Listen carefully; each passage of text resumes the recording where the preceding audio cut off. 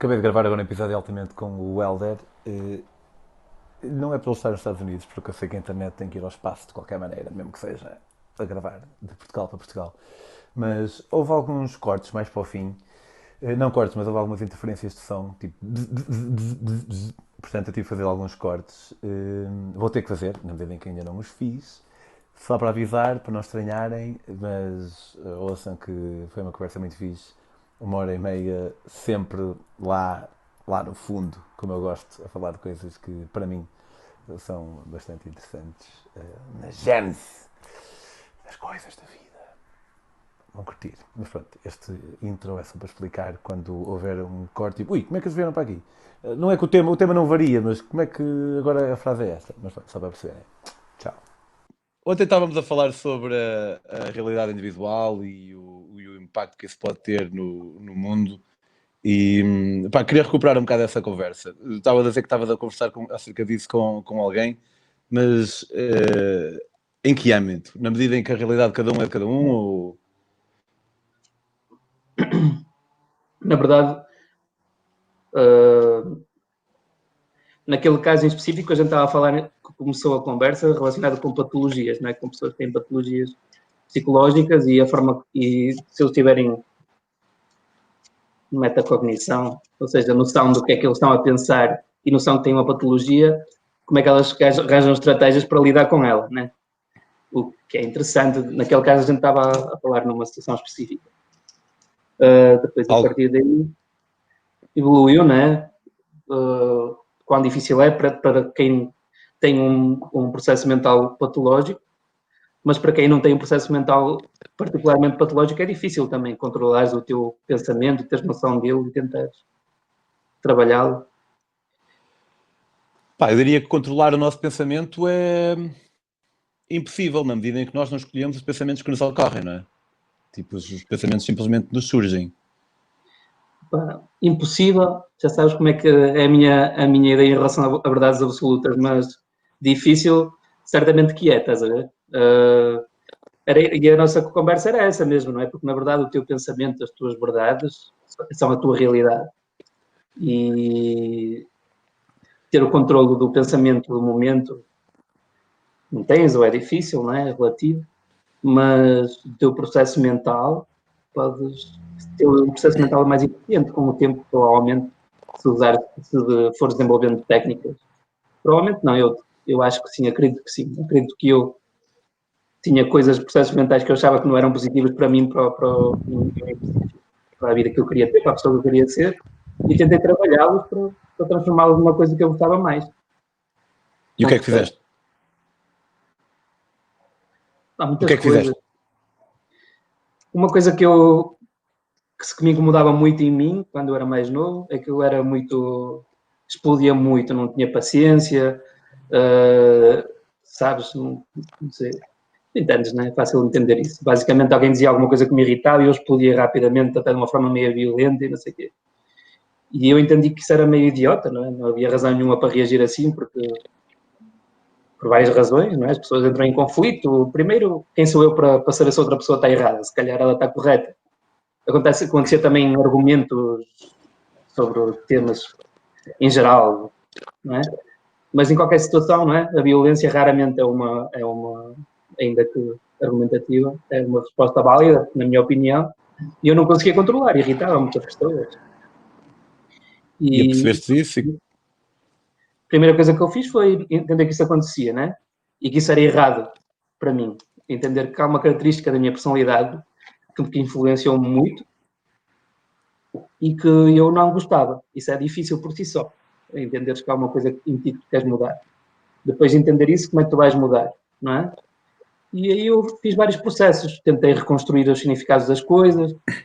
Porque é que eu estou a argumentar com este gajo todo agressivo quando ele só tem a opinião dele? Não faz sentido, não é? Tipo, porque é que ele não tem direito à sua opinião? Então, destruir significados, esse tipo de significados é uma das coisas. Mas depois, mesmo assim, há alturas em que és apanhado de surpresa. Então, quando esse sentimento via à tona, eu tentava entender que ele estava a vir à tona e eu, estava a acontecer outra vez, calma, vamos refletir e tentar ter calma.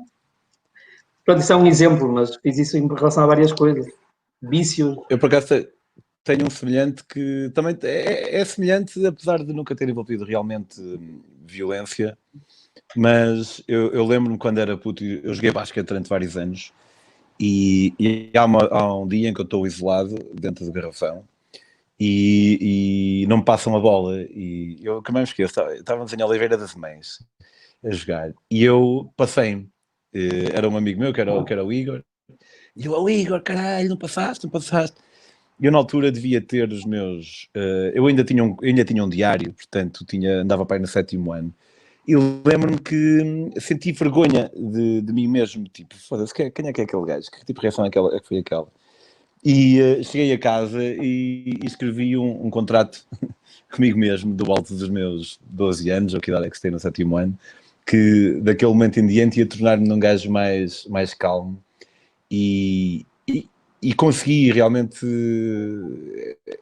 Às vezes, uma pessoa realmente pensar nas coisas e dar um passo atrás, e há pessoas que conseguem receber muito disso através da meditação.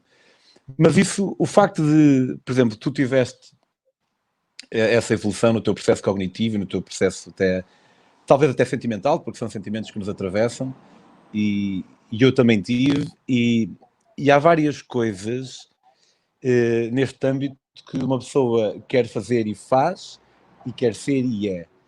Mas eu já reparei que por vezes isso... E é uma cena na qual eu estou a tentar, tenho vindo a tentar trabalhar agora nos últimos tempos, que é, isso pode fazer com que eu me sinta, com que eu me torne menos empático para com pessoas que estão com dificuldade em mudar uma característica que querem mudar, não uma característica que eu quero que eles mudem, mas uma característica que eles próprios querem mudar, ou até cenas que querem fazer e acabam por não fazer porque acabam por protelar e protelar e protelar. E epá, eu tento perceber, mas às vezes também me frustra um bocado. E estou a falar da perspectiva pessoal, não da perspectiva de ex-psicólogo, de quando era psicólogo. Às vezes não consigo, tenho dificuldade em entender porque é que o pessoal simplesmente não faz. Seja o que for, não estou a falar em grandes viagens, nada disso. Pode ser em arrumar uma merda qualquer, que fica ali num canto durante meses e meses e meses. E não sei se sentes isso, tipo, se o facto de tu teres conseguido, neste caso, obviamente, acho como todos nós, um processo em andamento, mas por neste caso teres conseguido implementar essa mudança em ti próprio, se isso não faz com que por vezes possas sentir um bocado menos empatia ou compaixão com outras pessoas que não estão a conseguir o outro processo. Epá,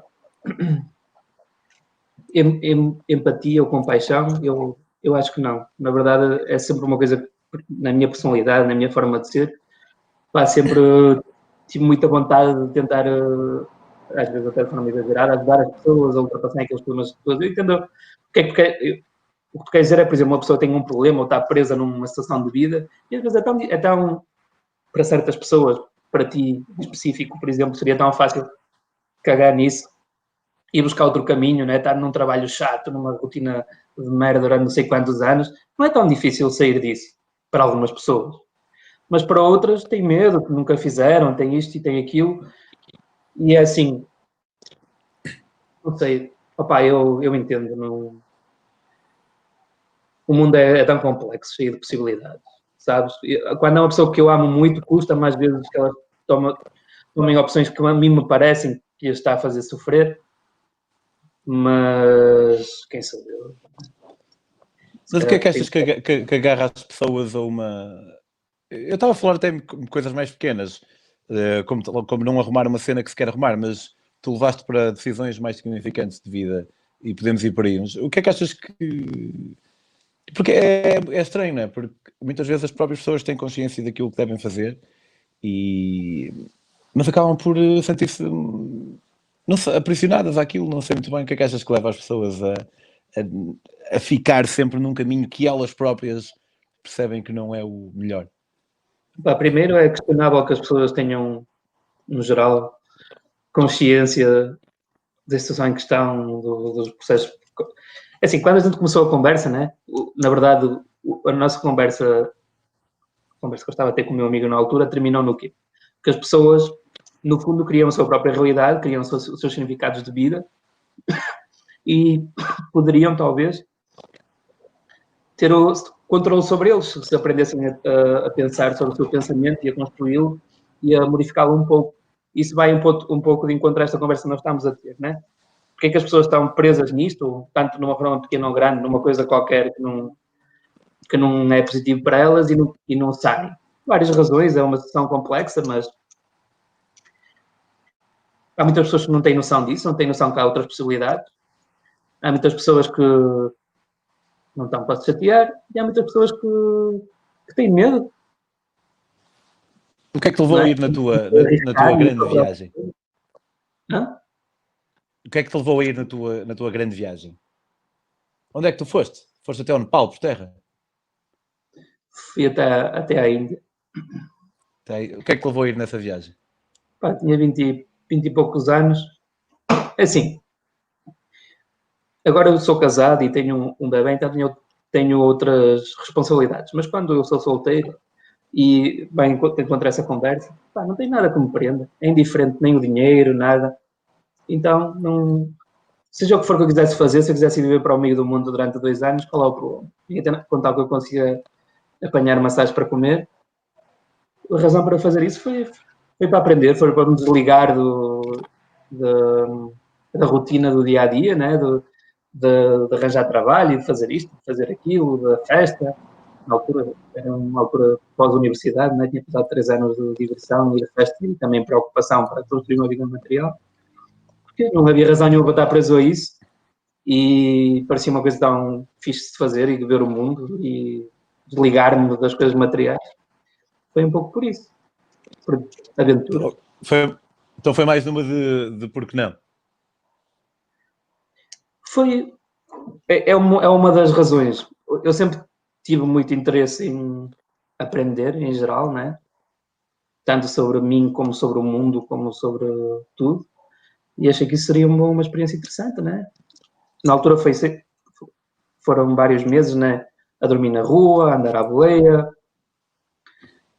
a comprar só comida. Tu Foi levaste um bocado ao limite, não? do mundo material, né? De certa forma, ou quase completamente. Levaste um bocado ao limite, não? Tenho ideia disso, acho eu, estarmos aí a falar no teu terraço em Newark.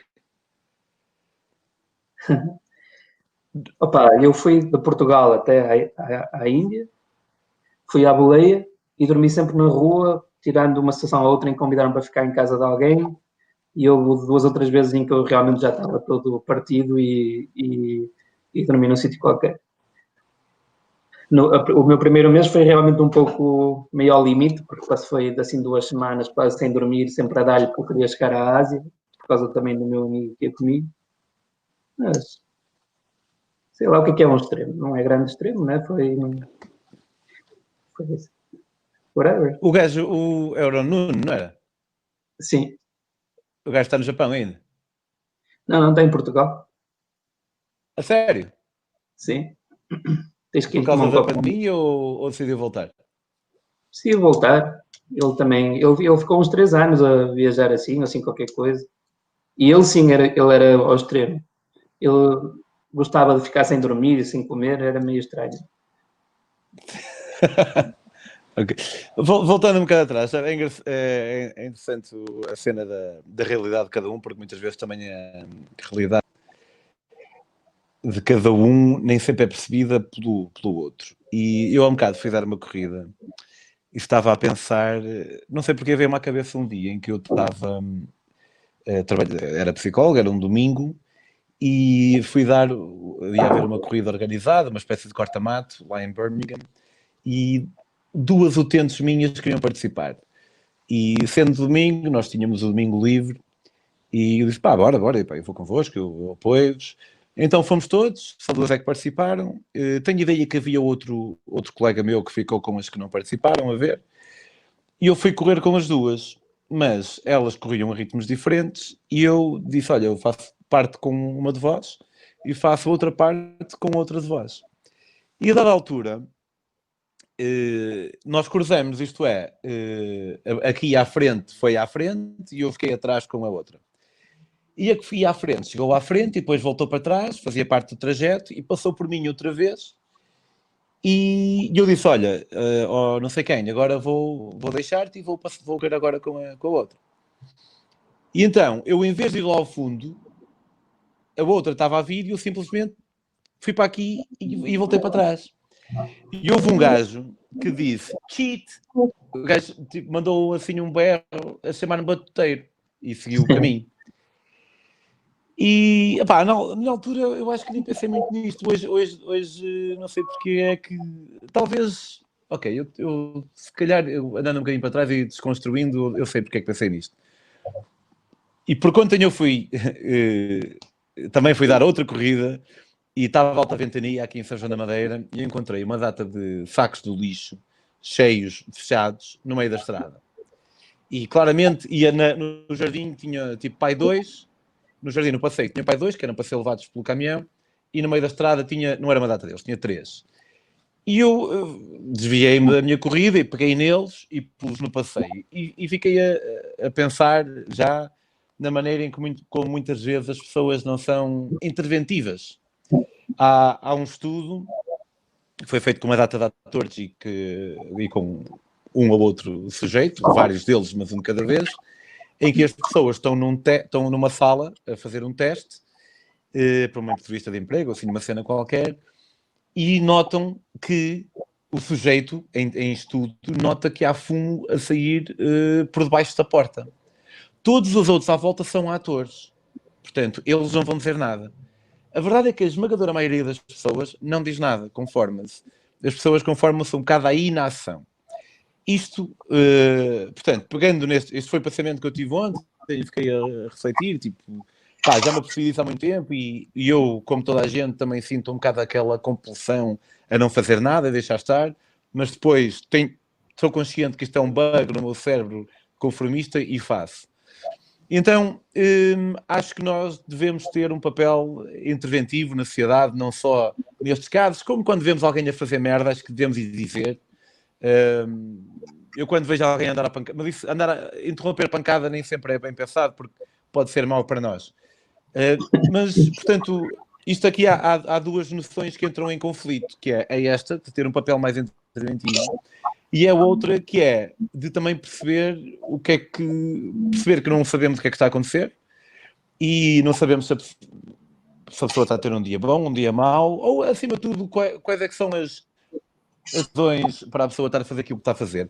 Porque aquele gajo chama um batuteiro, ele foi interventivo com alguém que estava a fazer algo que ele achava que era mal feito. No entanto, ele não tinha razão, porque eu estava lá enquanto profissional a fazer um acompanhamento a alguém que precisava de mim. E não sei muito bem onde é que um gajo está de situar, porque isto são dois polos, não é? O polo de perceber a pessoa que está do outro lado, ou tentar perceber, ou quando muito perceber que não percebemos, e o polo interventivo. Eu não sei muito bem qual é o certo, estás a ver? Não sei qual é a tua atitude no geral.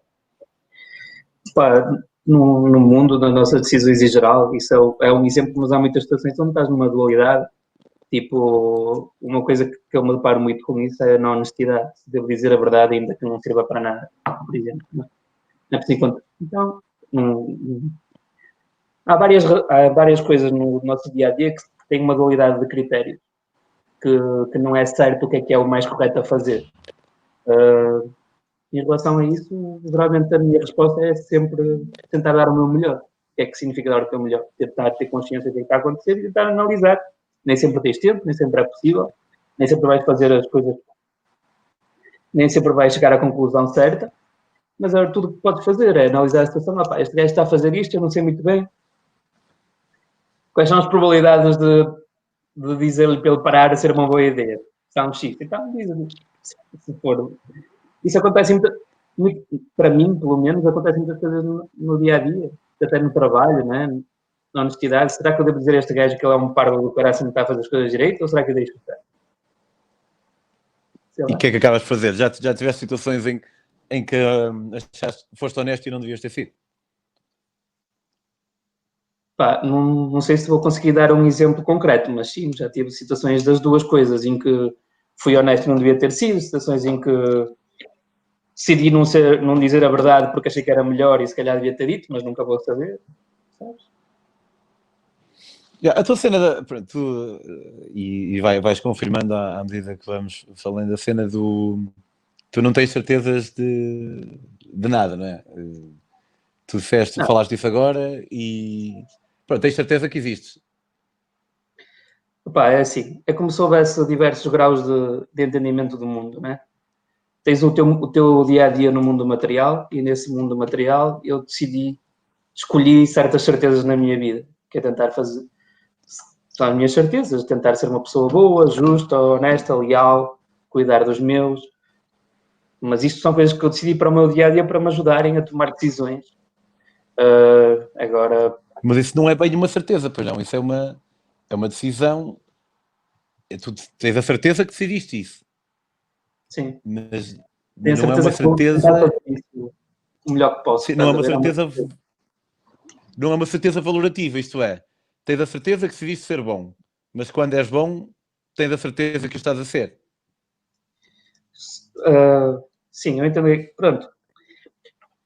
Agora, isto são o mais próximo de uma certeza que eu posso ter, são esse tipo de coisas. Agora, em relação a coisas filosóficas, se Deus existe, se 2 mais 2 é 4, se não sei o que, se não sei o que mais, pá, na minha visão, da forma como eu olho para as coisas, é tudo meio relativo, entende? A nossa realidade é relativa. Sim, mas há 2 mais 2 é 4. Pá, depende. Depende que estamos corretos ou errados. Sei lá. É um, 2 mais 2 talvez não seja o exemplo mais. 2 mais 2 de quê? Do número abstrato? Existe o número 2? É 2 aonde? Neste universo ou no outro? Estás a ver? Será que há realmente 2 ali? Ou será que são 3 e tu não sabes? Depende, é uma questão. Pois há coisas onde tu podes ter mais certezas que outras, né? Tipo que é? Quanto mais próximo do mundo material do dia a dia, mais fácil. Tipo, se eu der um chute nesta cadeira, ela cai, estás a ver? É quase certo, por exemplo. Sim, essa é Mas essa. Nós temos que operar com. Sabes que eu só tinha uma verdadeira certeza da minha vida, mesmo quando se vai ao limite, porque obviamente eu tenho a certeza que estou em São João da Madeira. Mas isto pode ser uma ilusão, posso estar no sonho de alguém, há um inúmero conjunto de coisas que podem estar a acontecer que façam com que eu realmente não esteja em São João da Madeira. E então, não é que tenha percebido isso, devo ter ouvido isso e fez-me sentido. Eu percebi que a única certeza que eu tenho é que estou a experienciar algo neste momento. Eu estou a ter uma experiência. Isso é a única certeza que tenho. E acho que é tenho mais inabalável, não certeza. é? Diz? A última vez que eu falei contigo, eu acho que tinhas mais certeza. Eu estou a falar mesmo indo à base, estás a ver? Mesmo, é como o livre-arbítrio, por exemplo. Eu não acredito em livre-arbítrio, mas geralmente eu opero como se houvesse livre-arbítrio. Em relação às certezas é igual. A única certeza que eu tenho é que estou a ter uma experiência, mas eu opero como se tivesse mais certezas, nomeadamente que a Graciete existe, que tu existes, mas se eu for mesmo ao fundo, eu tenho a certeza que estou a ter uma experiência, mas não tenho a certeza que tu estás a ter uma experiência. Percebes? Porque tu podes não existir na vida real, enquanto ser senciente. É uma possibilidade. Certamente que a E tua ideia de quem eu sou pode-se variar de muitas maneiras. diz? O meu, quando a gente discutiu no passado verdades absolutas, quando tu dizes eu não acredito no livre-arbítrio, esse é o tipo de verdade absoluta que eu não consigo ter, estás a ver? Porque não consigo imaginar nenhum mundo onde eu possa ter certeza de um conceito desse género. Eu realmente não faço Yeah, a menor ideia se temos livre-arbítrio ou não. mas E eu acho que não tenho a certeza. Eu acho que estás a confundir uma certeza com uma ausência de certeza, que é eu não acredito no livre-arbítrio. É como eu não acredito em Deus. Mas eu não tenho a certeza que Deus não existe. E eu não tenho a certeza que não haja livre-arbítrio. Percebes? O que eu então, tenho é uma É uma questão de sim. O que eu tenho é uma ausência de certezas. Percebes? É como muitas vezes o pessoal, quando fala dos ateus, dizem: o ateísmo é como uma religião. Não, porque uma religião pressupõe uma crença ativa. Eu acredito naquilo. O ateísmo não. O ateísmo é eu não, na verdade, dizendo as coisas benditas, eu não acredito em. Não é, eu não estou a dizer eu acredito em não livre-arbítrio. Eu estou a dizer eu não acredito em livre-arbítrio. Parece um Eu acho que isso bocado é uma pedante, questão talvez, de mas comunicação, estás a ver? Quando, no significado da palavra, acho eu, posso estar enganado, mas eu acho que ateu significa uma pessoa que acredita que Deus não existe, ou que não acredita na existência de Deus. Que, semanticamente, isso significa uma crença. Semanticamente, né? Uma coisa que não é uma crença, que não é uma verdade, seria um agnóstico, ou tem outro nome qualquer, né? Ou ateu, agnóstico, uma coisa qualquer, agora criaram outras definições. Isso sim, é uma pessoa que acha que Deus provavelmente não existe, mas não tem a certeza. é Mas, isso. tá, Isso é um ateu agnóstico. sim, isso é um agnóstico, isso, na minha É um ateu visão. agnóstico. Hã? É um Pronto. ateu agnóstico. Sim, Porque eu agora, não acredito, mas não tenho a certeza. o significado, quando tu dizes, até podes não querer dizer isso realmente. É normal as pessoas usarem as palavras de uma forma absoluta, mas na verdade eles querem dizer uma coisa relativa. É só uma forma de comunicação. Mas o significado da palavra em si, não é? Eu acredito, é uma certeza, semanticamente. Agora tu podes estar a querer dizer outra coisa qualquer. Estás a ver? Eu acredito que Deus Certo? não existe. Mas aí é que está. Mas eu não digo eu acredito que Deus não existe. Eu digo eu não acredito que Deus exista. Eu tenho, e eu não acredito é diferente de dizer eu não acredito que Deus exista.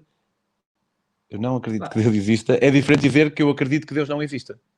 Pode ser diferente daquilo que tu queres dizer. Agora, na utilização da língua, estás a ver? O significado das coisas, posso estar enganado, né? A palavra acredito é uma coisa que tem um determinado nível. As coisas não são pretas e brancas, né? São cinzentas. Tem um determinado valor na língua portuguesa e depois tem o valor que tu lhes dás. Se eu te conheço, já sei como é que tu pensas, eu sei que tu estás a dizer eu acredito, mas não estás a dizer tipo, tipo o pessoal aqui dos Estados Unidos. Estão a roubar as eleições. Eles realmente acham que estão a roubar as eleições. É uma verdade absoluta, na mente, em alguns casos, na mente deles. Eles Eles não têm acreditam certeza, nisso. mas eles acreditam nisso. Isso é uma questão de semântica, do que é que tu queres dizer com a palavra que estás a usar, estás a ver? Muitas vezes as pessoas usam as palavras de uma forma que não é o real significado das palavras e a empatia é que te permite entender isso. Agora, esquecendo quem tu és e quem eu sou, o significado de eu acredito que Deus não existe ou eu não acredito em Deus é semelhante, se tu lês num papel, e, e pode ser interpretado como uma certeza. Essa certeza eu acho que eu não tenho maneira nenhuma de ter. Eu acho que isso faria sentido. Eu percebo o que queres dizer, mas eu acho que isso faria mais sentido se a língua fosse mais matemática do que realmente é. Se a língua fosse matemática, dizer eu não acredito que Deus existe seria igual a dizer eu acredito que Deus não existe. Mas, e se calhar em Esperanto, por exemplo, que é uma língua que foi feita artificialmente, se calhar é assim, mas eu também posso estar errado, mas eu não acredito que tu estejas certo. Mas, pá.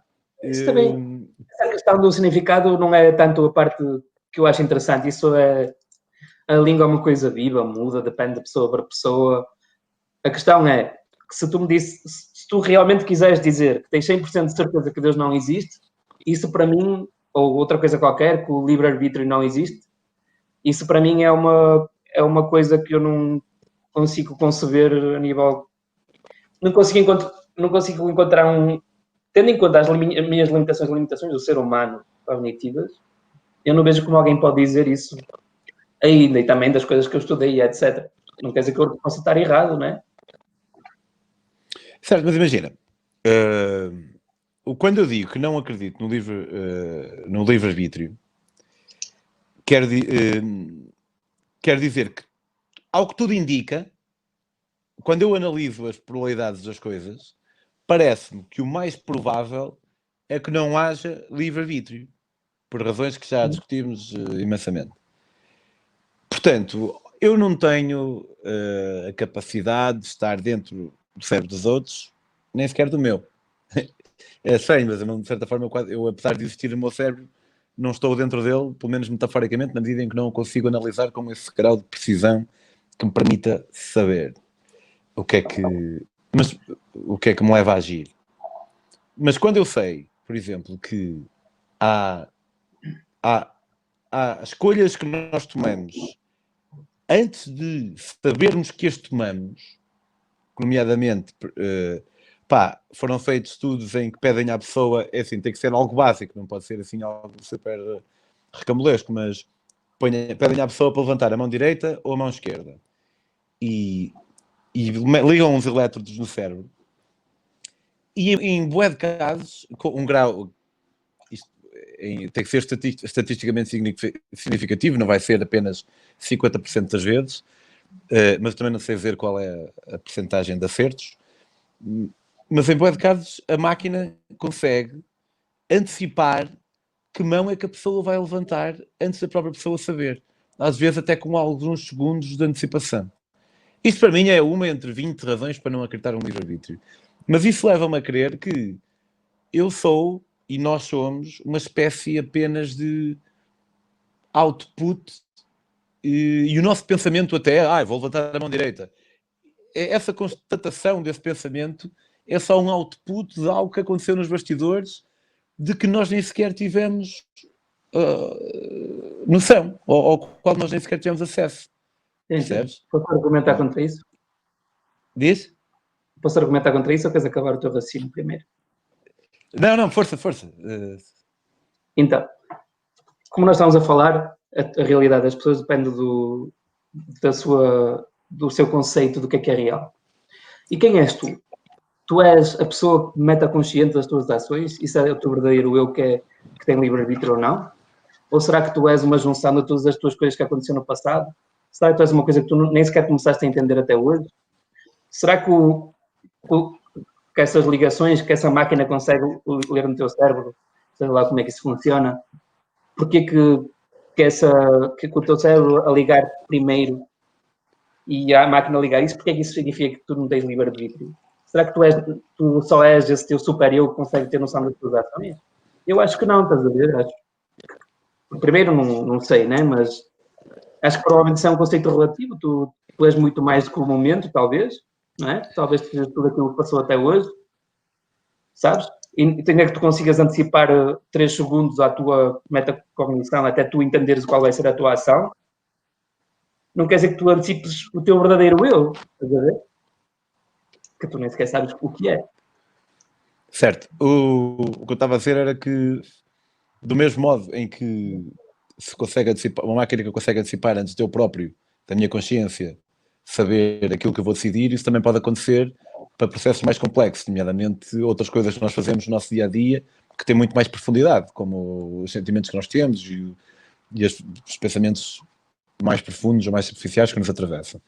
Mas não é, isso é uma entre várias razões pelas quais não é o ponto principal que me leva a não acreditar no livre-arbítrio. O ponto principal para mim é o facto de nós sermos o conjunto de 2 fatores que nunca escolhemos, nomeadamente a genética, que não escolhemos, e o meio social. E tudo o que nós somos advém a partir daí. Portanto, acho que efetivamente esse ponto de haver essa previsão do nosso comportamento leva-me a achar ainda mais que realmente possa não haver nada. Agora, obviamente eu estou a dizer isto da perspectiva de, eu sou, tanto quanto eu percebo, eu sou alguém sem livre-arbítrio a dizer que não há um livre-arbítrio. Percebes? Tipo, eu não tenho escolha a falar da minha não escolha. Tu assumiste o axioma que é meio com em certas, sei lá, malta que teoriza, né, da questão do materialismo, né? Tu és o teu código genético, o teu meio social. Tu estás a assumir que o ser humano é isso. Isso por si só é questionável, não é? Na verdade, tu primeiro estás a assumir que o ser humano, não é? No mundo, estás a assumir um mundo de física apesar que a física em si mesmo também não é que tenha grandes certezas, não é?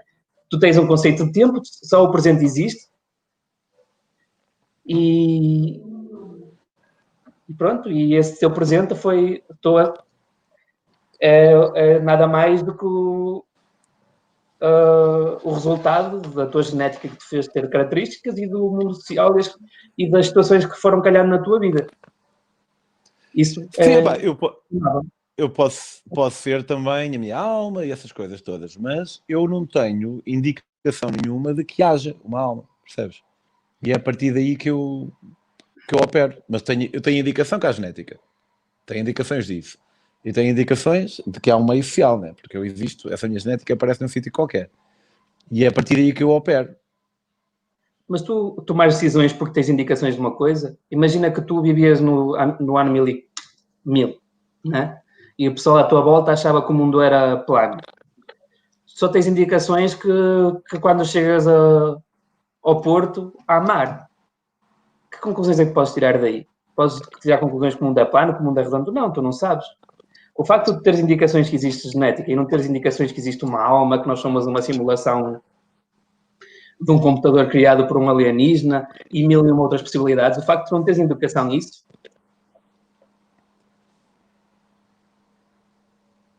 o Não quer facto dizer que não haja. de não ter conhecimento de certas coisas não te dá certeza de outras, por si só, estás a ver? É uma escolha que tu fazes. Mas é isso, Helder, eu concordo. Eu não tenho a certeza. Lá está, eu há um bocado disse que a única certeza que eu tenho é que eu estou a passar por uma experiência agora. Eu estou a operar nas indicações que eu tenho neste momento. Se amanhã alguém me disser, olha, afinal é de outra forma qualquer, afinal tu tens livre-arbítrio porque, e explica uma cena, tu vais manter-te na dúvida. E eu também, mas com algum grau de certeza. Na verdade, nenhum de nós tem certezas, mas talvez eu opere mais afincadamente nas ideias que tenho que se formam dentro do grande bolo de incerteza que há. Não é? Pronto, acho que isso é uma boa explicação, sim. Então, é Mas, isso que eu te digo. diz. As certezas que eu opero, que foram escolhidas por mim, são num nível menor. São como é que eu vou agir face ao mundo. Eu escolhi uma série de valores, uma série de características que eu gostaria de ter, nem sempre consigo, e objetivos, e isso são as minhas certezas. Quando venho para coisas mais complexas, eu gosto simplesmente de analisar as várias possibilidades, estás a ver? Então, Não, mas tenho muitas dificuldades. Não, o que eu acho que é mais provável é que nós somos uma simulação do computador. Não acho isso mais provável. Acho isso igualmente complexo e incapaz de eu entender como nós temos uma alma, como nós temos só uma cena material da casualidade. Estás a ver? mas tu achas que tens mão naquilo que és?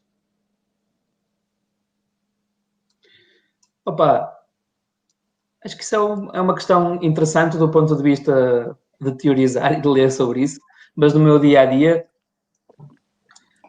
eu só tenho que assumir que sim, porque é para tomar decisões, porque isso é muito mais prático, em vez de Yeah. simplesmente deixar-me levar. Mas do ponto de vista teórico, eu não faço a menor ideia. Do ponto de vista do mundo material, eu escolho tomar decisões, estás a ver? Então, agora, imagina, agora tens um bebê, como é que se chama? Afonso. Afonso. Tu podes dar o nome que quiseres aí, suponho. Nome português também. Pá, não sei Pois. como é que são as regras, mas Ele nasceu ninguém aí. Nasceu aí. nasceu aqui, sim. Olha, só uma à parte. Tens de pagar bué da guito para ter um filho nos Estados Unidos? No seu Sim. hospital e assim. Quanto é que é, mais ou menos? Aqui, eu tenho seguro, mas o seguro tem umas coisas chatas para caraças. Tem uma coisa que se chama Auto-Pocket Costs e tem uma coisa qualquer que agora não me lembro. Mas o que é que isto faz? Não me lembro do nome, mas eu sei o que é que faz, não é? Porque faz-me gastar dinheiro para caraças. Um é o limite de dinheiro que tu gastas até o seguro começar a pagar. E o outro é o máximo de dinheiro que tu gastas até o seguro pagar tudo. Então o que é que acontece? Tu vais ao médico e o seguro, tu tens meio com desconto por ter seguro, mas tens de pagar, digamos que $50. E depois, no caso do meu seguro, eu tinha gasto $4.000 Até 4 mil dólares, eu tinha que pagar sempre esses 50 dólares. Na verdade, não é assim até. Até esses 4 mil dólares, eu tinha que pagar. Há um desconto à partida, mas eu tinha que pagar o preço total para além desse desconto. Depois, a partir daí, eu só tenho que pagar certos custos associados, que são menores, e depois chegas a outro valor, que eu acho que era para aí 14 mil dólares, ou uma coisa qualquer assim, meia doida, para a família toda, e a partir daí é que o seguro começa a pagar tudo. Mas pronto, eu devo ter gasto para aí uns 6 ou 7 mil dólares. E quem não tem seguro e tem um filho? E não tem dinheiro também para pagar? Opa, se eles não tiverem dinheiro, geralmente há... Depende do Estado, depende de muitas coisas, mas geralmente há ajudas sociais e etc. Se tu tiveres dinheiro, aí é que é mais complicado. Se tu tiveres dinheiro, eles vão tirar o dinheiro todo. Se eu não tivesse seguro, o Geralmente. custo ia para aí uns 50 ou 100 mil dólares, estás a ver? Ok. Então tu tens o. Imagina, o Afonso vai crescer, vai falar inglês, misturado com português e brasileiro. E vocês falam português em casa? Que idade é que ele tem agora? Tem 7 meses. Vocês falam português com ele? Ele Falamos. ainda não fala, Mais não. português. Falamos mais português, sim. E ele vai crescer e vai começar a pensar e vai começar a construir a sua concepção do mundo. E tu vais dizer-lhe: olha, deve ser assim, mas eu não tenho a certeza. Ou vais dizer: deve ser assim. Pá, eu vou-lhe dar liberdade para ele escolher, vou só tentar o meu melhor, que não vai ser nada fácil. Mostrar-lhe a beleza das coisas e, e dar-lhe curiosidade para aprender mais e mais. É o que eu gostaria que me fizessem a mim, sabes? Que me mostrassem como o mundo é tão complexo e cheio de cenas espetaculares para aprender, mas dar-me liberdade para escolher. Eu vou-lhe dizer a verdade, não é? Vou-lhe dizer honestamente o que é que eu penso sobre cada assunto, vou-lhe explicar, não é? Nós estamos a discutir a verdade absoluta, mas se nós discutíssemos só o livre-arbítrio, íamos demorar horas, não é? Que íamos dar argumentos a favor e dar argumentos contra. E se ele tiver essa curiosidade, eu vou pesquisar, não é? Porque eu não tenho muito boa memória cada vez que tenho que discutir um assunto específico que eu não estou a estudar no momento, geralmente tenho que ir rever para me relembrar como é que eu cheguei às minhas conclusões. Eu vou-lhe dar a informação honesta. E honestamente, eu não sei se Deus existe. Tenho muita curiosidade com cenas metafísicas, místicas, Deus, mundos paralelos, entes espirituais, etc. Mas todas essas merdas e há mil e uma teorias e mil e uma possibilidades. E pronto. E tenho muita curiosidade para todas as questões filosóficas, como é que o mundo vai evoluir, como é que a pessoa individual deve agir, não é? E vou tentar passar-lhe essa vontade e vou-lhe explicar que sim, que eu tomei decisões no meu dia-a-dia que são essas, de ser uma pessoa, de tentar ser a melhor pessoa que eu posso, tentar dar o meu melhor e tentar, não só para mim, como para o mundo. Sei lá, é isso que eu vou tentar fazer, vai ser muito difícil. Agora, lembrei-me quando nós estivemos aí em New Jersey barra Nova York, foi em 2018. Foi em 2018. Foi, o ano Quando tu passado. vieste lá da tua viagem, não? Não, Foi 2019. Foi quando vieste de férias com o teu namorado. Sim, acho que foi em 2018. E nós estávamos a vir de Nova York para a tua casa, para New Jersey, e vinhamos naquele comboio das 3 ou 4, aquele bar, o Rudy's. Voltaste ao Rudy's? Acho Que era também a uma cair a pizza de chamada. cerveja por 8 dólares. Sim, Nova York tem Diz? curioso, tem umas coisas baratas para caralho. A tua chamada estava a cair aí durante um E eu pouco, lembro mas que eu estávamos lembro-me.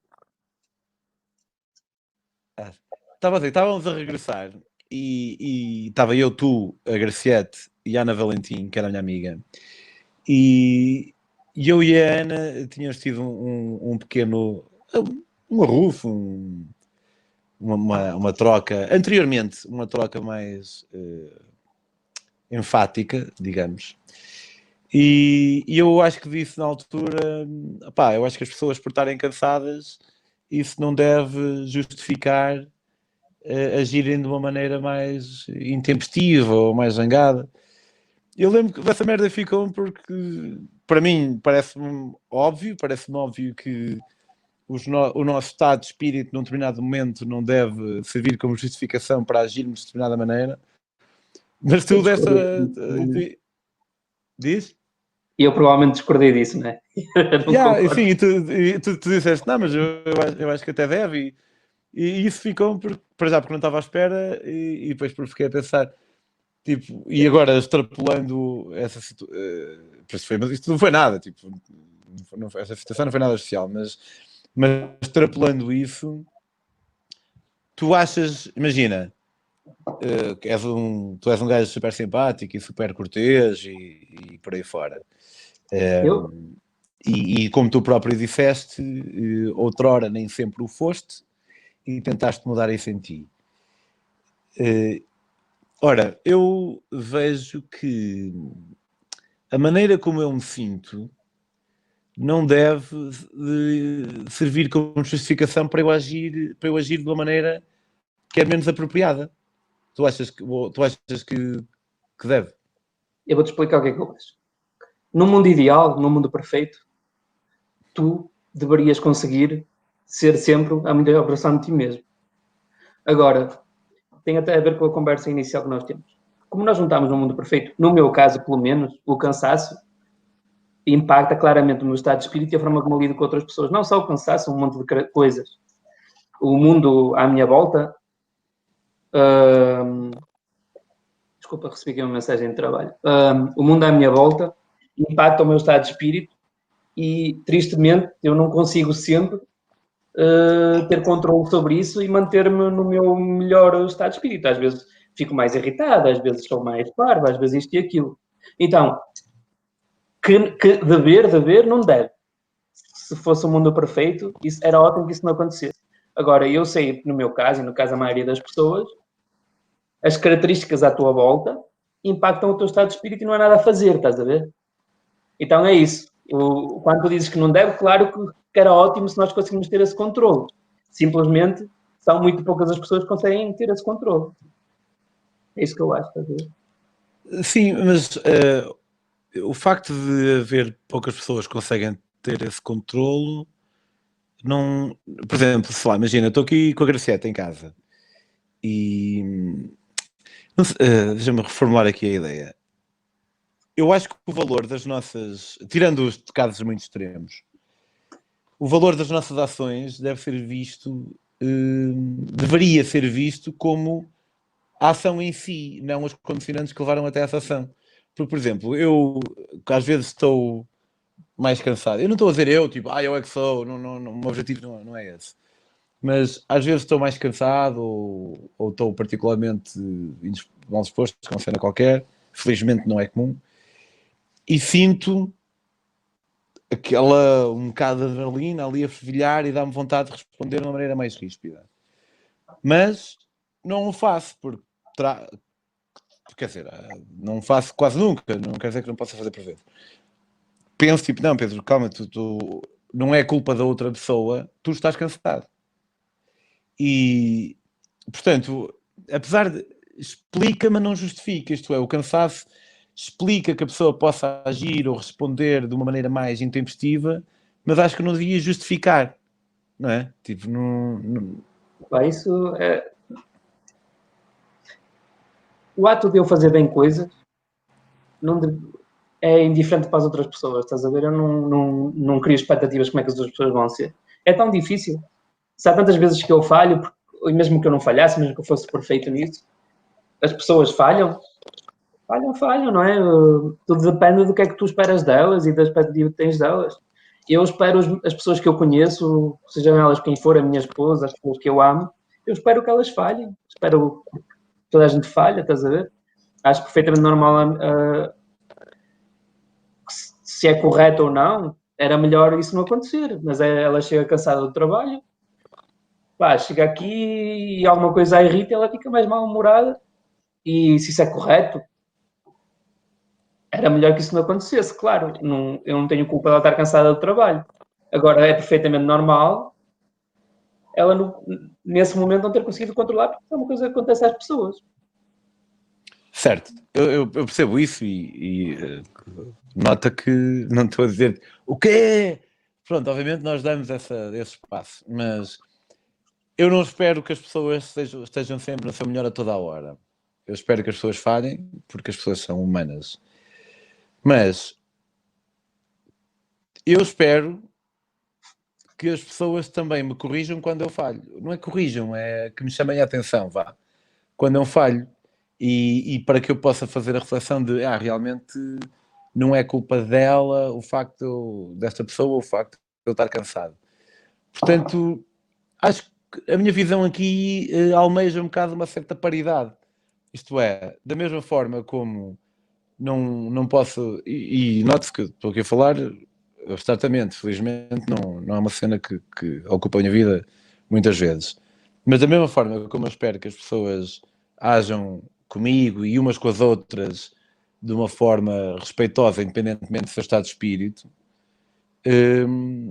também espero que nós possamos dizer uns aos outros, tipo, olha, não aceito isto que tu disseste, e o facto de estás cansado não para mim não lamento, da mesma forma que eu espero Claro. isso, que me digam isso a mim. Não é isso, claro, é sempre melhor se tu consegues comunicar com as pessoas à tua volta em relação a tudo. E com a minha esposa em específico, ou com os meus melhores amigos, geralmente eu consigo comunicar as coisas que eu acho que eles fizeram de errado. Mas há pessoas, amigos meus, pessoas que eu amo, que fazem coisas idiotas e que eu não lhes consigo dizer que elas fazem errado porque elas não têm capacidade para encaixar a crítica, estás a ver? Agora é uma escolha minha, eu quero continuar a lidar com esta pessoa ou não. Geralmente eu sou meio leal, né? É preciso fazer meio leal para eu me afastar da pessoa. Pá, agora com esta coisa do Trump, aqui na minha família, nos Estados Unidos em geral, com toda a gente. Tens muita família aí? Tenho primos, um irmão e uma irmã. Que já nasceram aí ou que foram para aí? Nasceram todos aqui, eu fui o único que... Estou só a perguntar para perceber melhor o que vais dizer. São todos mais novos que eu e nasceram todos aqui. Mas isso o que eu te vou contar é uma questão comum aos Estados Unidos. Mas pronto. Nós temos um grupo do WhatsApp, não é no WhatsApp, mas pronto, é como um grupo do WhatsApp do pessoal mais jovem da família toda. E há um primo meu, só um, que vai lá no grupo e começa a conversa sobre política e o pessoal discorda dele e ele passa-se completamente e ataca as pessoas continuamente. E depois entusiasmou-se com aquilo e começou simplesmente a atacar as pessoas. E ele não tinha feito isso. É um miúdo novo, tem 20 e tal anos, e está todo cheio de vontade de expressar as opiniões dele, lutar pelas opiniões dele. E chateia toda a gente. Só está a criar confusão que nunca houve, é bastante irritante. Mas, opa, há pessoal da minha família que está a tentar deixar de falar com ele. Não, eu entendo. Opa, ele está, na minha opinião, a fazer um erro. Primeiro, ele não tem direito nenhum de achar que sabe mais que os outros e impor a sua ideia. E o outro erro é estar a irritar as pessoas quando elas não querem ser irritadas. Eu não queria falar de política, tem todo o direito, estás a ver? Não é por discordarem dele agora que ele tem o direito de fazer isto e aquilo. Então, a minha escolha é entender a cena dele e ele fez coisas muito boas também. Eu não concordo com esta ação dele, acho que é idiota. Eu disse-lhe, ele não ouviu, tentei explicar-lhe de várias maneiras, ele não está para aí virado, estás a ver? E é isso. Não ouviu, passou, acabou. É uma característica dessa pessoa com a qual eu não concordo, está. Mas pronto. Estava a dizer que no centro... Sim. Sim, eu estava a dar este exemplo específico, que é a mesma coisa como a tua esposa chega a casa cansada e mal-humorada. E isso não é justo, mas é só uma característica da pessoa. E no meu caso, eu comunico, sempre tento comunicar com as pessoas. E geralmente, no caso das pessoas mais próximas de mim, elas geralmente entendem, porque eu tenho mais pessoas próximas de mim que estão habituadas a conversar comigo sobre esse tipo de coisas que não. Mas há outras que não entendem ou que discordam de mim. Não é? Neste caso, o meu primo acha que deve chatear a cabeça às pessoas todas da família com as opiniões políticas dele. E eu expliquei-lhe que eu achava que não, toda a gente lhe explicou que eu achava que não. mas ele insiste e eu tenho que fazer uma escolha, né? A minha escolha, não estou, se ele quiser falar de política comigo, que fale. Isso é minha. O meu irmão não está para aturar, não quer falar com ele. Cada um faz as coisas à sua maneira, entende? Mas não achas que, por exemplo, eu estava a falar sobre isso outro dia com um amigo, em que às vezes o pessoal não está para se chatear. E talvez não sejas a pessoa mais indicada para fazer esta pergunta devido à tua ausência de certezas. Mas se tu tens uma ideia que te parece, vá, eu vou meter isto de uma forma que tu possas concordar. Se tens uma ideia que te parece, talvez, quem sabe, ser a mais indicada, não achas que de certa forma tens uma certa responsabilidade de passar essa ideia a pessoas que não tenham chegado à mesma verdade e nesse processo até expor-te ao escrutínio dos outros e seres tu corrigido? Porque quando o pessoal diz, não estou para me chatear, então não está para se chatear para partilhar informação ou conhecimento que tem com os outros e perde informar os outros e também perde ser informado, porque às vezes, enquanto nós estamos a tentar partilhar a nossa ideia, quem acaba por aprender somos nós. Estás a perceber? Sim, eu concordo com isso. Acho que as pessoas têm uma responsabilidade de ajudar as outras em todos os níveis e também no nível intelectual das suas convicções e tento fazer isso. Sempre principalmente com as pessoas, com toda a gente, na verdade, eu tento, é uma dualidade, né? Eu tento analisar, ok, esta pessoa está aberta ou não está aberta até que ponto é que eu devo ou não insistir e faço isso. Mas geralmente eu até insisto mais do que o que devo quase sempre. Geralmente as pessoas ficam zangadas comigo por eu me meter na vida delas. Mas pronto, eu acho que pelo menos estou a tentar ajudar. Algumas pessoas ficam felizes, não concordam comigo, mas pelo menos tem alguém que está a tentar ajudá-las, estás a ver? Depende. Não, só com ideias, com muitas coisas. Cá nos Estados Unidos a grande preocupação central das pessoas é o mundo material. Então eu aconselho muitas pessoas em relação ao seu mundo material e aqui, né? Porque isso é o interesse maior delas. É-lhes meio indiferente se as pessoas com quem eu me rodeio aqui, em comparação a pessoas que eu conheço noutros sítios, estão menos preocupadas com coisas como o livre-arbítrio. Então, como isso é o interesse deles, eu tento ajudá-los com essas coisas, estás a ver? Sentes então que a pessoa típica, que tu, obviamente não estás a falar de todos os norte-americanos, mas no geral sentes que o pessoal aí é mais materialista do que em Portugal, por exemplo? Sim, eu acho, não tenho certeza, que em geral a cultura americana está com um nível de educação que não seria o que eu escolheria para uma população de um país, estás a ver? Mas posso estar enganado. E que o mundo material tomou demasiado conta da psique das pessoas. Cria-lhes muitos problemas, eu acho. De várias formas, desnecessários também, porque ganha-se mais dinheiro suficiente aqui para ter uma vila tranquila e o pessoal sofre desnecessariamente por ter necessidades materiais que são luxos em todo o resto do mundo, estás a ver? Claro que eu posso estar enganado, mas é a sensação que me dá. Não tem uma educação financeira, se calhar, muito forte? Opa, não tem, eu acho que não tem educação em geral muito forte, estás a ver? Em relação à Europa em específico, estás a ver? Ou em relação à possibilidade de um país com esse dinheiro, com esta estrutura no seu sistema de educação e com as possibilidades que tem, não há razão para as pessoas terem esta dificuldade para se estruturar mental, materialmente e em todas as maneiras. Opa, há coisas que são incríveis aqui que realmente é estranho. É uma cultura esquisita para mim. Não só a nível... Vais ficar aí para sempre? Não, espero ir embora nos par de anos. Estou a trabalhar para isso. É? Para Portugal? Provavelmente, mas vamos ver. Certamente eu gostaria de sair dos Estados Unidos. Realmente não é uma cultura com que eu me identifico, estás a ver? O lado material das coisas tem um poder muito grande sobre as pessoas.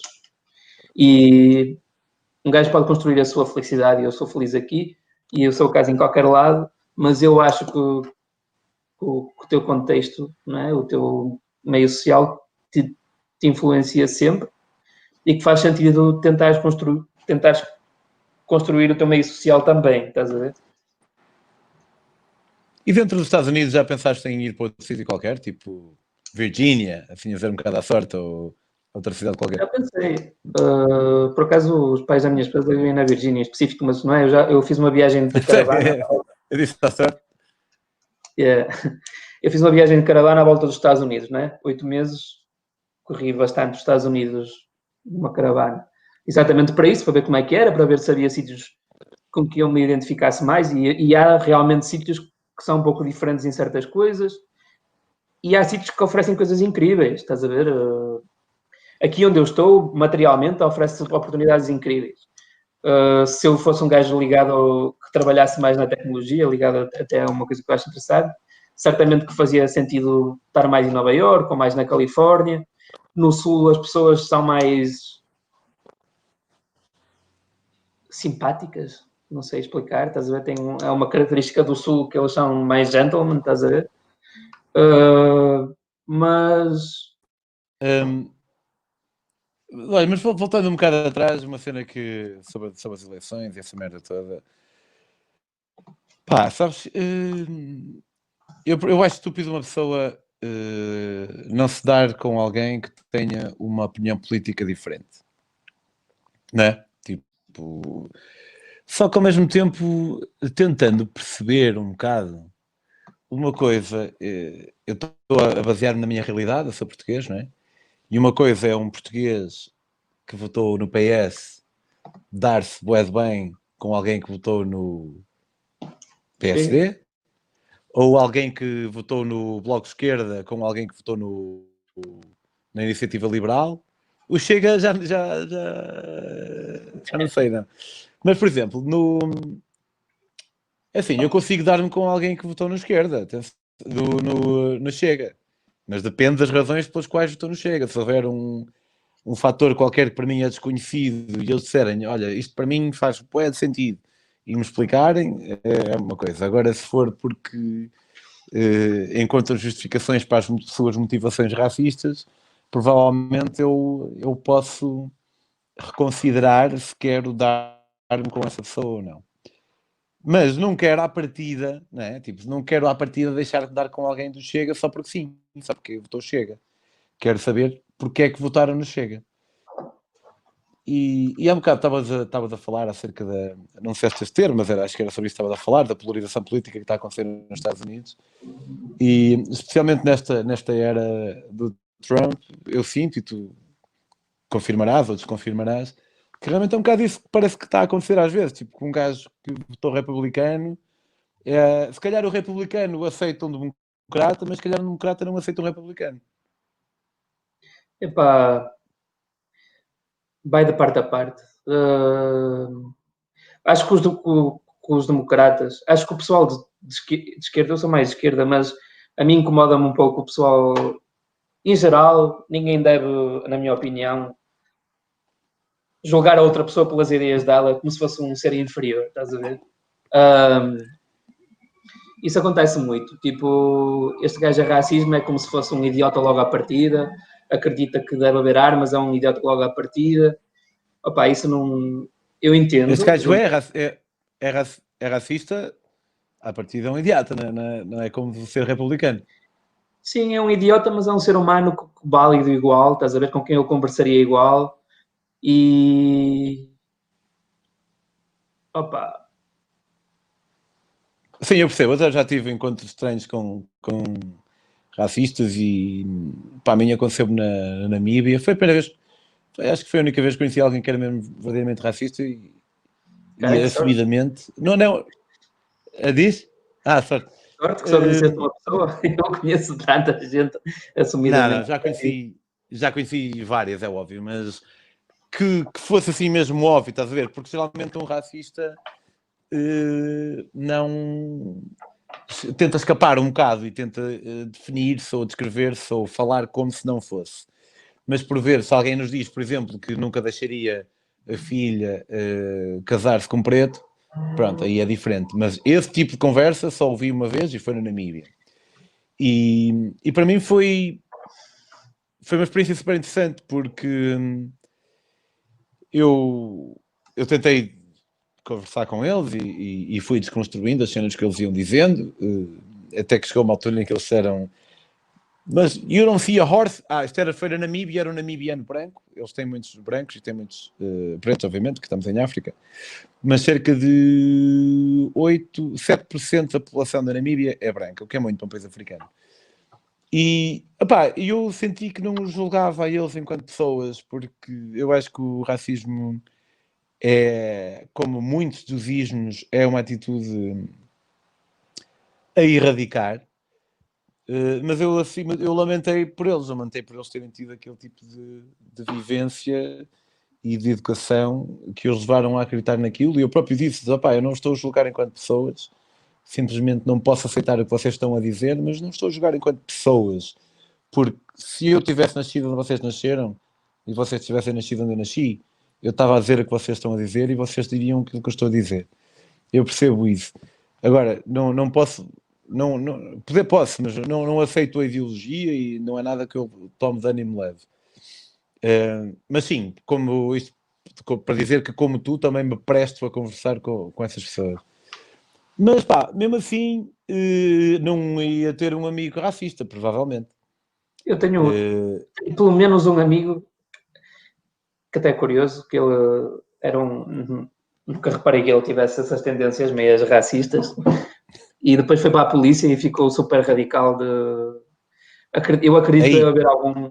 Aí, em Portugal. Acho aqui, que realmente deve haver alguma cena, algum propaganda focada para as polícias, até parece que no mundo inteiro, para de extrema-direita. E ele, passado uns meses, entrar para a polícia, começou a vir com uma retórica aí super...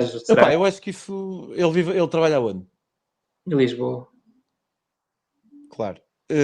Eu acho que isso é fácil de explicar, acho eu. Que é... imagina que há na comunidade dos PALOPs, da comunidade africana em Portugal, há uma maior taxa de criminalidade. As pessoas, o teu amigo, ele confronta-se com situações com as quais nós nos confrontamos e ele pensa: os pretos são todos uns criminosos do caralho. O que ele esquece, e é o que falha na maior parte do pensamento das pessoas, é que é o fator socioeconómico, que não é a raça de uma pessoa que leva ao crime, mas as circunstâncias socioeconómicas que as pessoas têm. Isso é um ponto que é tão óbvio para mim, mas não sei porque as pessoas não veem. Então, esse teu amigo político... Isso que estás a dizer é verdade, claro, faz todo sentido, e pessoas que crescem à volta disso é o que acontece nos Estados Unidos também, né? A separação de negros e brancos nunca acabou realmente, mas tentou-se acabar oficialmente para aí nos anos 60, então claro que há uma desigualdade muito grande e as pessoas não têm muitas vezes capacidade para entender que há bairros sociais negros super perigosos, porque eles não têm de perto nem de longe as mesmas oportunidades que os brancos, isso é real. E isso pode ter impactado a mente do meu amigo nesse caso um pouco. A razão porque eu acho que há propaganda... Primeiro, há propaganda... Cá nos Estados Unidos vê-se muito. Há uma propaganda gigantesca de extrema-direita, seja em ads online, que agora eu ouço muito há rádios dedicadas só a isso, jornais dedicados só a cenas de extrema-direita. Houve uma altura em que isso era meio escondido, né? Sabes que eu estudei Ciências da Comunicação e Mídia, né? Por acaso, era onde eu gostaria de fazer o meu mestrado, seria em volta desse conceito. Porque como é que essas propagandas foram evoluindo, né? Então, há grupos de influência, né, que têm interesses de várias maneiras políticos que vão financiando certos órgãos para espalhar essas mensagens. E a mim dá uma sensação, daquilo que eu vi, que existe mais propaganda voltada para a polícia, órgãos militares e etc. Estás a ver? Disso estás a dizer é verdade, mas eu questiono-me se isso terá acontecido em Portugal. E na verdade, tu não sabes, mas aí em Portugal houve há uns tempos um polícia, ele é meu tio, era o vice-presidente do sindicato da PSP, que fez uma tese de mestrado sobre o racismo na polícia. E depois saiu notícias porque foi despedido porque correram com ele do sindicato e etc. Só porque ele disse que havia polícias racistas e uma grande confusão. Aí em Portugal foi bastante mediático. Dá para aceder a essa tese online, alguns? Não sei, mas podes ver nos jornais por todo lado, porque na altura falou-se muito sobre isso. Mas isso... Como é que ele se chama? Eu posso-te mandar. Manuel Moraes. Manuel Moraes, ok. Mas pronto. quando, na altura em que o Monti estava a estudar isso, a gente conversava sobre isso e tal, e eu comecei a prestar também mais atenção a isso. Depois, cá nos Estados Unidos, também se nota muito isso. Mal as pessoas começam a introduzir-se em certos ambientes, começam a vir mais com esses argumentos. Que até ali eles eram pessoas que não tinham grande opinião sobre isso, estás a ver? Sobre seja o que for, sobre ideias mais conservadoras, sobre ideias de extrema-direita, não sei o quê, e aí começam a vir com mais argumentos que estão a ouvir de algum lado, estás a ver? Que são essas máquinas de propaganda muito grandes, normais, estás a ver? Há milhões e milhões e milhões e milhões e milhões de dólares, né? Por trás de ideias políticas, tanto de esquerda como de direita. Pá, eu tive agora uma realização a falar contigo, que foi, eu talvez seja, sem saber, um bocado xenófobo com ciganos. Sabes porquê? Eu acho que não sou nada xenófobo com ciganos e insurge-me sempre que alguém fala mal de ciganos, eu insurjo-me sempre, porque acho que é uma merda que nós em Portugal, isto é contra-intuitivo, isto vai fazer sentido. É uma merda que em Portugal, hoje em dia, pelo menos no meu círculo de contacto, se alguém é racista é bué má onda, mas se alguém é xenófobo com ciganos, ninguém diz nada. A única pessoa que diz alguma coisa sou eu. No entanto, eu há um bocado disse que eu era capaz, talvez não fosse capaz de ser amigo de um racista, e agora estou a pensar, eu sou amigo de pessoas que são xenófobas para com ciganos. Portanto, E também deve ser apesar de... uma forma de racismo, né? Mas certamente tens pessoas no teu círculo em Portugal, de certeza absoluta que tens alguém que diz que, sei lá, que os muçulmanos eram matá-los a todos, ok? Pode não ser um círculo Também, mais próximo, mas vai mas por ti, de amigos não, de pessoas mais velhas sim. Mas eu agora acabei de me perceber que eu tenho uma tolerância para a xenofobia de ciganos que não tenho para o racismo de afrodescendentes. Mas no fundo eu devia ter a mesma tolerância para ambos ou nenhuma tolerância para nenhum. Estás a perceber? E a partir do momento em que eu tenho uma tolerância para um, mas não tenho para o outro, quer dizer que eu próprio estou minado, estou enviesado. Portanto, acabo por ser xenófobo para com ciganos, não porque tenha alguma atitude ou porque diga algo nesse sentido, mas porque tolero mais a xenofobia para com... Estás a perceber o que eu estou a dizer? Apercebi-me agora mesmo disso. Opa, é como eu te digo, as coisas não Que... são pretas e brancas, são cinzentas, e por isso, como é que alguém vai mudar de ideias se quando uma pessoa discorda de ti de uma coisa, simplesmente te afastas? Não, tu tens que entender as coisas boas que as pessoas podem ou não ter para conseguir ter um diálogo. Certo, pá, também é uma questão de autopreservação, porque pá, se eu deixasse de falar com alguém sempre que ouço alguém a falar mal de ciganos, perdia a bué da gente e se calhar egoisticamente, quando eu digo bué da gente, não é a maior parte das pessoas, mas perdia bastantes pessoas e se calhar egoisticamente não quero estar a perder tanta gente, então dou a bébias. Ao passo com o racismo é mais fácil porque é mais raro e é mais comumente aceito que é má onda, percebes? Porque lá está, eu sendo um produto da minha sociedade e a minha sociedade apontando claramente que racismo é mau, eu vou. Ao passo que havendo muito mais, com ciganos, não sei o quê, eu não sou xenófobo na medida em que não tenho atitudes, mas acabo por ser na medida em que tolero atitudes de outrem. Pá, não sei, vou ter que pensar um bocado nisto e organizar este pensamento porque acabei de chegar a ele agora mesmo. Eu não sei muito bem como é que é de integrá-lo. É isso. Eu realmente sou muito tolerante. Tipo, eu discuto com as pessoas quando elas dizem asneiras, tipo, merdas que não concordo em geral, mas pode ser a pessoa com as ideias mais idiotas do planeta. Não sei. É que tem coisas boas e coisas más. A coisa boa é que às vezes mostra-me merdas mesmo do arco da velha por causa disso. Por eu ser aberto a essas coisas, as pessoas notam. Então, toda a gente que tem umas ideias meias rebuscadas, que ninguém concorda, não podem falar com ninguém, né? Então, quando elas podem falar com alguém, elas ficam todas felizes de poder contar essas teorias, seja elas quais forem. Aqui nos Estados Unidos há muito pessoal racista que falam comigo, há muitos com ideias de teorias da conspiração doidas, tipo que acreditam que o pessoal é réptil e que não sei o quê. Pronto, esse pessoal vem todo contar umas histórias deles. E é interessante, ok. O que é que eu vou fazer? Se eles acreditam naquela, mas eles é que têm razão, e é correto, eu mesmo, eu não sei. Tipo, mas isso nem importa, cada um com as suas ideias, estás a ver? E o racismo, pá, Eu por acaso. eu digo-lhes que isso é uma idiotice, que eu não concordo, que é uma parvoíce. Depois chega uma altura em que há que mudar de tema, geralmente, porque não vai levar, a não ser que a pessoa seja aberta a entender que é irracional, que há algumas que sim, geralmente há que mudar de tema e falar outras coisas e está. Mas sabes que há um bocado, tu estavas a falar não sei se era do teu primo, ou se calhar foste buscar o teu primo para dar um exemplo, mas pronto, o tema era mais sobre, há pessoas que, tu disseste algo como, há pessoas que não sabem receber a crítica, ou algo assim. Mas não achas também que, eu acho, e se calhar é uma ideia que eu tenho mais extremada voluntariamente, porque se eu acreditar mesmo nisto com força, então pode fazer com que eu realmente me esforce nisso, que é, mais do que achar que há pessoas que não conseguem aceitar criticismos, eu acho é que nós por vezes não sabemos dar. Porque nós temos uma determinada fórmula para confrontar as pessoas acerca das coisas.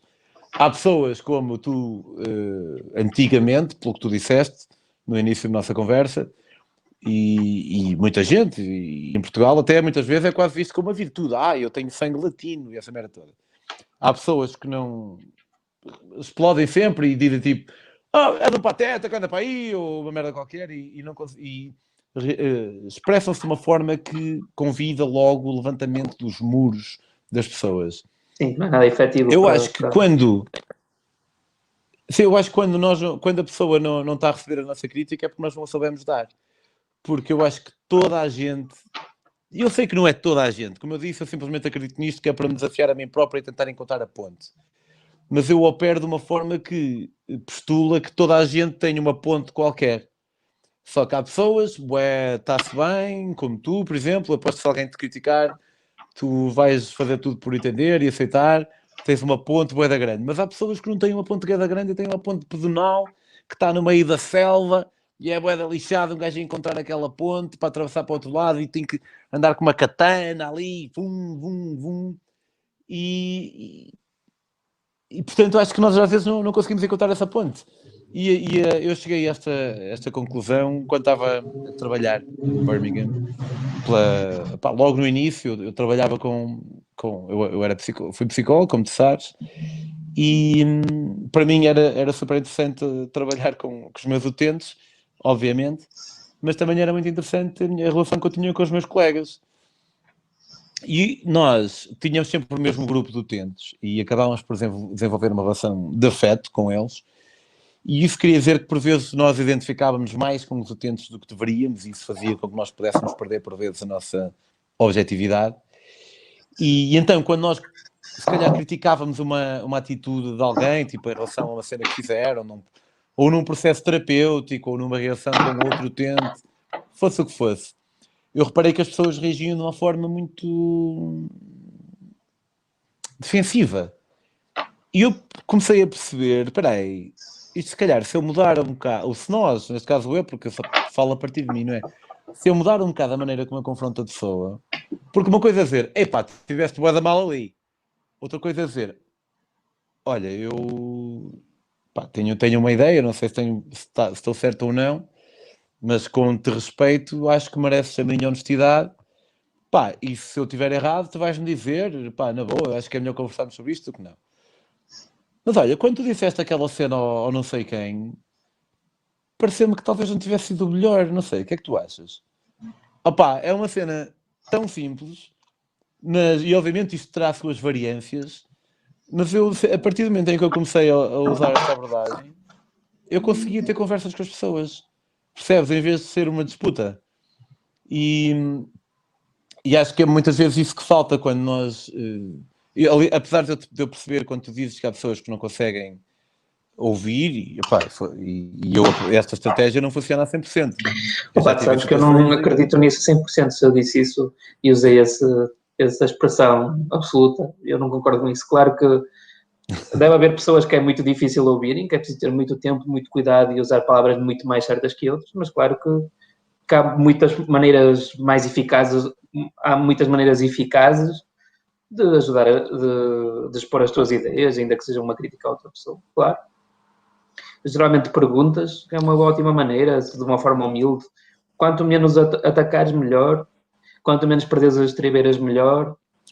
Sem dúvida, claro que sim. Porque há muitas maneiras de explicar às pessoas. Agora, há certas coisas que são bem complexas. Precisas de muito tempo, precisas de desconstruir muitas ideias e construir ideias novas na pessoa. E pronto, como todas as dualidades, é difícil saber quando é que vais fazer isso ou não. Quando é que isso é correto. Quando eu era mais novo também, eu tinha um pouco a mania de foder a cabeça às pessoas. Não que elas ficassem zangadas comigo, elas ouviam. Eu tinha paciência e porque eu estava a tentar ajudá-las, né? Mas tipo, meio que desconstruía um monte de ideias que as pessoas tinham de valores, de como agir aqui, como agir acolá. Porque eu achava que era correto. Mas claro que eu era burro para caraças e nem sempre isso era correto. Nem sempre as minhas ideias eram as ideias certas. Então, sei lá, é uma responsabilidade grande também mudar as opiniões das pessoas. É preciso ter cuidado. Yeah, e como eu disse há pouco, quando nós nos envolvemos nesse esforço, também pode ser que tenhamos sorte e as nossas próprias opiniões é que saiam mudadas, não é? Porque é sempre fixe. Pá, eu quando mudo de ideia, eu sou resistente porque eu quando tenho um debate, eu espero ser convencido pela lógica ou por coisas que façam sentido, não é só porque sim. E isso pode dar a entender, acho eu, às vezes, e às vezes até pode ser mesmo porque quer estar certo, mas é uma coisa também na qual tenho vindo a trabalhar. Não quero ganhar um debate só para estar certo, só para ser tipo, venci este debate, quero aprender e num debate eu espero encontrar o mais próximo da verdade, não espero estar certo. E é sempre fixe quando nós nos envolvemos nisso e perdemos, metaforicamente falando, quer dizer que acabamos por desenvolver. Meu querido, olha, muito obrigado por teres aceitado aqui esta participação.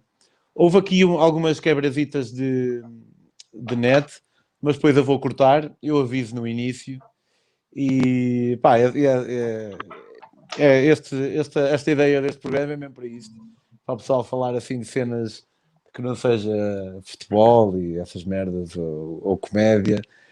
Pá, só falar de cenas que para mim são interessantes e na esperança que possam ser interessantes para outra pessoa qualquer. Obrigado por teres participado. Quando vieres a Portugal, diz-me. Tá bom. Obrigado por me convidares. Tchau, tchau. Tchau.